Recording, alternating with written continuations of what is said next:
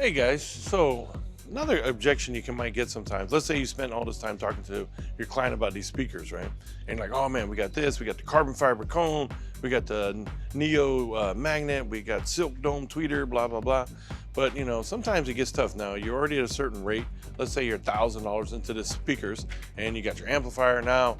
Man, I forgot to add sound deadening. You know, now what I want you to do is I want you to think about is, number one, don't shop with your wallet. You got to shop with their wallet.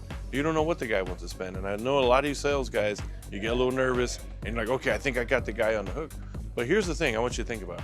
You got to be able to get that sound deadening in there because it is going to make a difference. I don't care what anybody tells you. I don't care what brand you use. You've got to do some sound deadening in there. We got to change that environment. I keep saying that.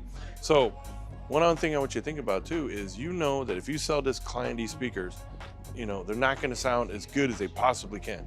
And why would you want to do that? So what I would love for you guys to do is start the conversation with changing the environment.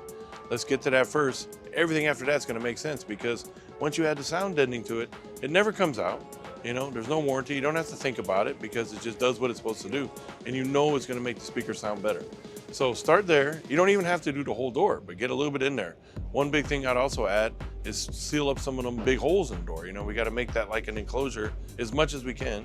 Even though these amazing speaker manufacturers do a great job of dealing with off access and on access and all these type of things, it's our job to make the client experience even better. So make sure you add some sound deadening. I think it's going to be easy. It's in the big picture. If you're selling a $1,500 set of speakers and an amp, sound deadening is not much more for a couple $100 bucks. So try that out. Let me know what you think.